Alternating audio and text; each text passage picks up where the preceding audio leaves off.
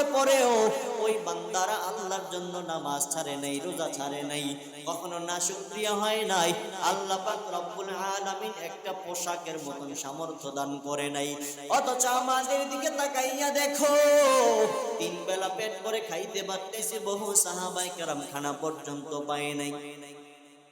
এরপর আল্লাহ তাআলার ইবাদত ছাড়ে নাই, আল্লাহ তাআলার বন্দেগী ছাড়ে নাই।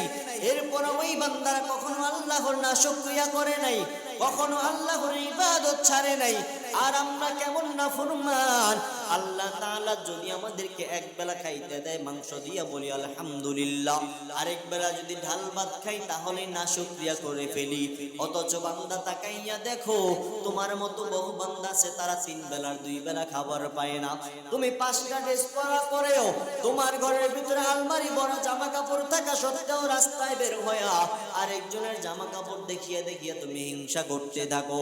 অথচ বান্দা তাকাইয়া দেখো, রাস্তার মধ্যে বের হইয়া কত বান্দা শীতের মধ্যে কম্বল ছাড়া রাস্তায় ঘুমায় আছে। তুমি তো আরামে ঘরের ভিতরে ঘুমাও, ওই বান্দারা অন্তত ঘুমানোর মতন জায়গাটুকু পায় না। এরপর বান্দা তোমার মুখে আলহামদুলিল্লাহ বলে শুকরিয়া আসে না। আল্লাহ বলে, বান্দা দুনিয়ার ভিতরে যা কিছু দেখতেছো সব হলো আমি আল্লাহর পরীক্ষা মাত্র। আমি বান্দা তোমাকে পরীক্ষা করি, তুমি ভাইবো না আমি তোমাকে বড় অপছন্দ করি, তোমাকে ভালোবাসি না। এরে রিকশাওয়ালা বাবা, কখনো মনে করিও না আমার আল্লাহ আমাকে ভালোবাসে না। ও দিন মজুর বাবা, তুমি কখনো মনে করিও না আমার আল্লাহ মনে হয় আমাকে ভালোবাসে না। মনে হয় আমার আল্লাহ শুধু আমাকে মুহাব্বত করে না। আল্লাহ ওই কোটিপতিকে ভালোবাসে বলে আল্লাহ ওই কোটিপতিকে সম্পদ দান করেছে। আল্লাহ ওই বেনামাজিকে ভালোবাসে বলে আল্লাহ তাআলা ওই বেনামাজিকে সম্পদ দান করেছে।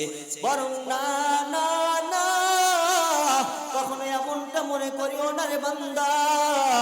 আল্লাহ বলে, বান্দা তোকে আমি বেশি ভালোবাসি বলেই তোকে গরিবী জিন্দেগি দান করেছি, তোকে আমি বেশি ভালোবাসি বলেই তোকে আমি মুসলমানের ঘরে পাঠাইছি, তোকে আমি বেশি ভালোবাসি বলে তোকে আমি ইমানদার বলে সাব্যস্ত করতেছি। আরে বান্দা, গরিব জিন্দেগির মাধ্যমে কেমন লাভ জানো?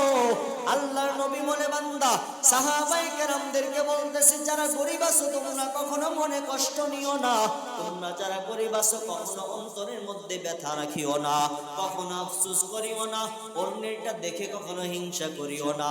কারণ আল্লাহ পাক রব্বুল আলামিন সব গরিব ইমানদারদেরকে জান্নাত দান করবে, বড়লোক ইমানদারদেরকেও জান্নাত দান করবেন। কিন্তু আল্লাহ তাআলা স্পেশালি গরিবদের জন্য বলেছেন, ও দুনিয়ার ইমানদার গরিবেরা শোনো, আল্লাহ পাক কাল কিয়ামত